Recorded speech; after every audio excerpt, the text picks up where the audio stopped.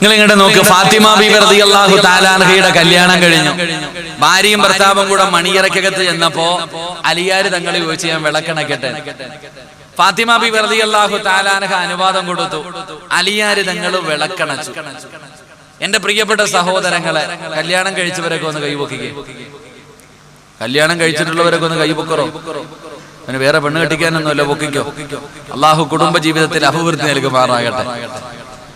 കല്യാണം കഴിഞ്ഞിട്ട് നിങ്ങളൊക്കെ ആദ്യ രാത്രിയിൽ എന്താ ചെയ്ത ഒന്ന് ചിന്തിച്ചു നോക്കിയേ.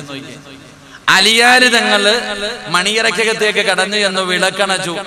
വിളക്കണച്ചു കഴിഞ്ഞപ്പോ ഫാത്തിമ ബീബി റളിയല്ലാഹു തആല അൻഹ മണിയറക്കകത്തിരുന്ന് കരയ. ഫാത്തിമ ബീബി മണിയറക്കകത്തിരുന്ന് കരയ. അലിയാര് തങ്ങൾ ചോദിച്ചു, ഫാത്തിമ, വാപ്പാനെ പിരിഞ്ഞതിന്റെ വിഷമത്തിന് കരയുകയാണോ? അല്ല, എനിക്ക് വേദനയൊക്കെ ഉണ്ട്, ഉപ്പാനെ പിരിഞ്ഞതിന്റെ വിഷമമുണ്ട്, പക്ഷെ ഞാൻ കരയുന്നത് അതിനല്ല. അലിയാര് തങ്ങൾ ചോദിച്ചു, ഞാൻ പാവപ്പെട്ടവനായത് കൊണ്ടാണോ? അതുമല്ല, ഞാനും പാവപ്പെട്ടവളല്ലേ, എനിക്ക് സൗന്ദര്യം എന്നെ ഇഷ്ടമില്ലേ? എനിക്കിഷ്ടമാ. പിന്നെന്തിനാ ഫാത്തിമ നീ കരയണേ? പിന്നെന്തിനാ ഫാത്തിമ നീ കരയണേ?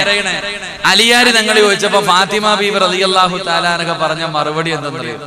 നമ്മളൊക്കെ കല്യാണം കഴിഞ്ഞു, നമ്മളെന്ന് പറയുന്നില്ല, നിങ്ങളൊക്കെ കല്യാണം കഴിഞ്ഞു.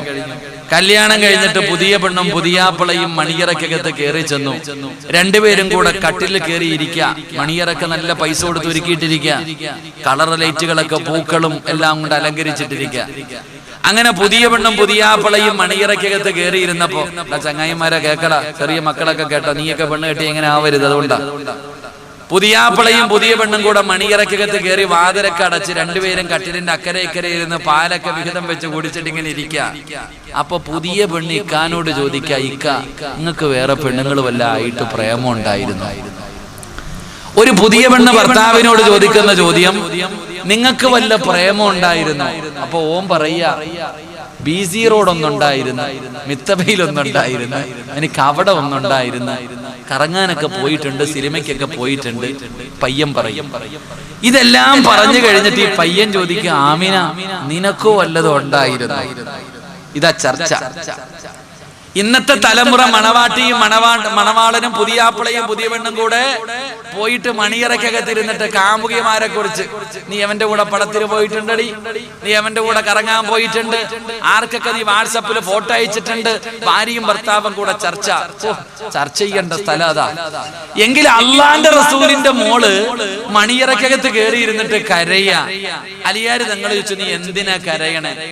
അലിയെ, ഈ വീടിന്റെ അകത്ത് കത്തിച്ചു വെച്ചിരുന്ന വിളക്ക് അങ്ങോട്ട് അണച്ചപ്പോ എനിക്ക് കവർ ഓർമ്മ വന്നെന്ന് മഹദിയായ ഫാത്തിമ ബീബി റളിയല്ലാഹു തആല. അതാടാ പെണ്ണ്. വീടിന്റെ അകത്ത് കത്തിച്ചു വെച്ചിരുന്ന വിളക്കണച്ചപ്പോ, ആ വീടിന്റെ അകത്ത് കണ്ട ഇരുള് കണ്ടപ്പോൾ ഫാത്തിമ ബീബി റളിയല്ലാഹു തആല കരഞ്ഞുകൊണ്ട് പറയുന്നു, അലിയേ, എനിക്ക് ഖബർ ഓർമ്മ വന്നു. അലിയേ, ഇവിടെയാണെങ്കിൽ നിങ്ങൾ എന്റെ കൂടെയുണ്ട്. ആ ഖബറിന്റെ അകത്ത് ഫാത്തിമ ഒറ്റയ്ക്കാണ്. അതിനകത്ത് ഇതിനെക്കാളും വല്ലാത്ത ഇരുളാണല്ലോ. അതിനകത്ത് തന്നെ ഇറക്കി വെച്ച് പലകയെടുത്തിട്ട് മണ്ണിട്ടുകൾ മൂടിയിട്ട് എല്ലാവരും പിരിഞ്ഞു പോകുമല്ലോ. അല്ലാഹുവിന്റെ പ്രവാചകന്റെ പൊന്നാരമകൾ മടിയിറക്കകത്തിരുന്ന് കരയുമ്പോ അലിയാർ തങ്ങളെ സമാധാനിപ്പിച്ചിട്ട് പറഞ്ഞു, ഫാത്തിമ, ഇത് കരയേണ്ട രാത്രിയല്ല, ഇത് സ്വപ്നങ്ങള് പൂവണിയേണ്ട രാത്രിയാണ്, ഇത് നമ്മുടെ ആദിരാത്രിയാണ്, ഇത് നമ്മുടെ മണിയറയാണ്, ഇത് നമ്മുടെ മണിയറയാണ്.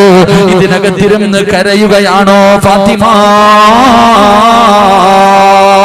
അലിയാര് തങ്ങള് ഫാത്തിമ ബീബി റളിയല്ലാഹു തആല അൻഹയോട് ചോദിക്കുമ്പോ അവിടെന്ന് പറഞ്ഞു, അലിയേ, മണിയറ ഇവിടെയല്ല, മണിയറ കല്യാണത്തിന്റെ ഒന്നാമത്തെ രാത്രിയല്ല. ലക്ഷങ്ങളെ ചെലവഴിച്ചിട്ട് മണിയറ ഒരുക്കുന്ന ചെറുപ്പക്കാരാ, ഒരു കല്യാണ വീട്ടിൽ പോയാ ആണുങ്ങളും പെണ്ണുങ്ങളും അറയാണ് പോയി നോക്കുന്നത്, മണിയറ പോയി വിലയിരുത്തുന്ന കാലമാണല്ലോ. എങ്കിൽ എന്റെ പ്രിയപ്പെട്ട ചെറുപ്പക്കാരോട് പറയുകയാ, എടാ, മണിയറ ഒരുക്കേണ്ടത് അവിടെയല്ല, മണിയറ ഒരുക്കേണ്ടത് നിന്റെ വീടിന്റെ അകത്തല്ല. എവിടെയാണ് മണിയറ ഒരുക്കേണ്ടത്? അൽ ഖബറു അവ്വലു മൻസിലിൻ മിൻ മനാസിലിൽ ആഖിറ. എവിടെയാണ് മണിയറ ഒരുക്കേണ്ടതെന്നറിയുമോ? ഒരു ദിവസം നാട്ടുകാരെല്ലാവരും കുടുംബക്കാരെല്ലാവരും നിന്നെ മനോഹരമായി കുളിപ്പിച്ചു, നല്ല വെള്ള വസ്ത്രത്തിൽ ധരിച്ചു, നിന്നെ ഉളുവെടുപ്പിച്ചു, നിനക്ക് സുഗന്ധങ്ങൾ തേച്ച്, എന്നിട്ട് മിത്തബ പള്ളിയിൽ നിന്ന് കൊണ്ടുവന്ന മയ്യത്ത് കെട്ടിലെന്ന് പറയുന്ന മനോഹരമായ വിലകളില്ലാത്ത എണ്ണയില്ലാത്ത ഡ്രൈവറില്ലാത്ത പഴയ മോഡലായ മയ്യത്ത് കെട്ടിലുണ്ടല്ലോ, അതിനകത്തേക്ക് നിന്നെ മലർത്തി കിടത്തിയിട്ട് ലാ ഇലാഹ ഇല്ലല്ലാഹ് എന്ന് പറഞ്ഞുകൊണ്ട് നിന്നെ മിത്തബ പള്ളിയിലേക്ക് കൊണ്ടുവരുമല്ലോ. എടാ എവിടെയാ മണിയറ ഒരുക്കേണ്ടതെന്നറിയുമോ? മിത്തബ പള്ളിയിൽ പോയി നോക്കടാ. ജബ്ബാർ ഉസ്താദ് മണിയറക്കകത്ത് കിടക്കുന്നത് പോലെ ഖബറിന്റെ അകത്ത് കിടക്കുന്നുണ്ടടാ. എടാ അവിടെയാടാ മണിയറ ഒരുക്കേണ്ടത്, അവിടെയാണ് മണിയറ ഒരുക്കേണ്ടത്. അവിടെ വരുന്ന മുൻകറും നകീർ എന്ന് പറയുന്ന രണ്ട് മലക്കുകളുണ്ടല്ലോ, മൻ റബ്ബുക മൻ ദീനുക മൻ ഇമാമുക എന്ന് ഖബറിന്റെ അകത്ത് വന്ന് ചോദ്യം ചെയ്യുന്ന മലക്കുകളുണ്ടല്ലോ. മിത്തബയിൽ ജബ്ബാർ ഉസ്താദിന്റെ ജനാസ ഖബറിന്റെ അകത്ത് ഇറക്കി വെച്ചപ്പോ ആ മലക്കുകൾ ആ മഹാനോട് പറഞ്ഞതെന്തെന്നറിയുമോ? ആ ഗുരുനാഥനോട് പറഞ്ഞതെന്തെന്നറിയുമോ?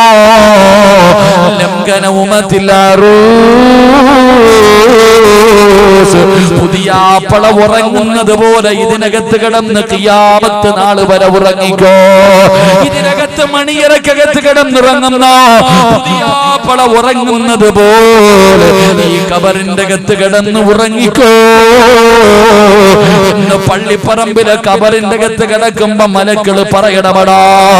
എടാ അവിടെയാടാ ഒരുക്കേണ്ടത്. അല്ലാഹുവിന്റെ പ്രവാചകന്റെ പൊന്നാര മകളുണ്ടല്ലോ, അവിടെന്ന് പറഞ്ഞു അലിയേ മണിയറ എവിടെയാ, മണിയറ എവിടെയാ? അവിടെയാണ് മണിയറ ഒരുക്കേണ്ടത്, അവിടെയാണ് മണിയറ ഒരുക്കേണ്ടത്. അതുകൊണ്ട് ഇന്ന് രാത്രി എനിക്കൊന്ന് നിസ്കരിക്കണം അലിയേ, എനിക്ക് ശുക്ർ ചെയ്യണം അലിയേ. പുതിയ പെണ്ണ് പറഞ്ഞു കൊടുക്കുകയാ. എടാ ചിരിക്കുന്ന മുഖത്തോടെ സ്വപ്നങ്ങളും മോഹങ്ങളും പ്രതീക്ഷകളുമായി മണിയറക്കകത്ത് കയറി വന്ന ഫാത്തിമയുടെ പ്രിയപ്പെട്ട ഭർത്താവ് അലിയാര് തങ്ങള്. അലിയാര് തങ്ങളോട് ഫാത്തിമ എന്ന് പറയുന്ന ഭാര്യ പറഞ്ഞു കൊടുത്തത് പഴയ കാമുകിയുടെ കഥയല്ല, പഴയ കാമുകന്റെ കഥയല്ല, കറങ്ങാൻ പോയ കഥയല്ല, മെസ്സേജ് എഴുതിയ കഥയല്ല. അവിടെ പറഞ്ഞു കൊടുത്തത് ഖബറിനെ കുറിച്ച്, ഖബറിന്റെ ഏകാന്തതയെ കുറിച്ച്, ഖബറിന്റെ ഞെരുക്കത്തെ കുറിച്ച്, ഖബറിന്റെ അദാബിനെ കുറിച്ച്, അതിനകത്തുള്ള പാമ്പുകളും തേളുകളും അതിനെ കുറിച്ച് പറഞ്ഞു കൊടുത്തിട്ട് അലിയാര് നിങ്ങളെ ഇരുത്തി കരയിപ്പിച്ചവളാ ഫാത്തിമ. അതുകൊണ്ട് ചെറുപ്പക്കാരോട് പറയുകയാ, എന്റെ ചെറുപ്പക്കാരോട് പറയുകയാ, മോനെ നിന്റെ വാപ്പ കണ്ണുനീര് കുടിക്കുന്നത് പോലെ നിനക്കും ഒരു ഗതി വരാതിരിക്കണമെങ്കിൽ കരയുകയാ. സ്വന്തം വാപ്പയുടെ അവസ്ഥ നീ പലപ്പോഴും കണ്ടിട്ടുണ്ടല്ലോ. അങ്ങനെ ഒരു ഗതി നിനക്ക് വരാതിരിക്കണമെങ്കിൽ എടാ ജീവിതമെന്ന് പറഞ്ഞാൽ എന്തെന്നറിയുമോ? സിനിമയിൽ കാണുന്നതല്ല, സീരിയലിൽ കാണുന്നതല്ല, ഏതെങ്കിലും വാട്സപ്പിലും ഫേസ്ബുക്കിലും വരുന്നത് പോലെയല്ല, ഏതെങ്കിലും ഒരു പ്രസിദ്ധീകരണങ്ങളിൽ കാണുന്നതല്ലോ. യഥാർത്ഥത്തിൽ ജീവിതം എന്തെന്നറിയോ? കല്യാണം കഴിഞ്ഞ് മണിയറയിലേക്ക് കടന്നു പോകുന്ന പ്രിയപ്പെട്ട ഭാര്യ, യഥാർത്ഥത്തിൽ കുടുംബജീവിതം എന്താണെന്ന് ഞാൻ പറഞ്ഞു തരാം. അല്ലാഹു ഈമാൻ തരുമാറാകട്ടെ.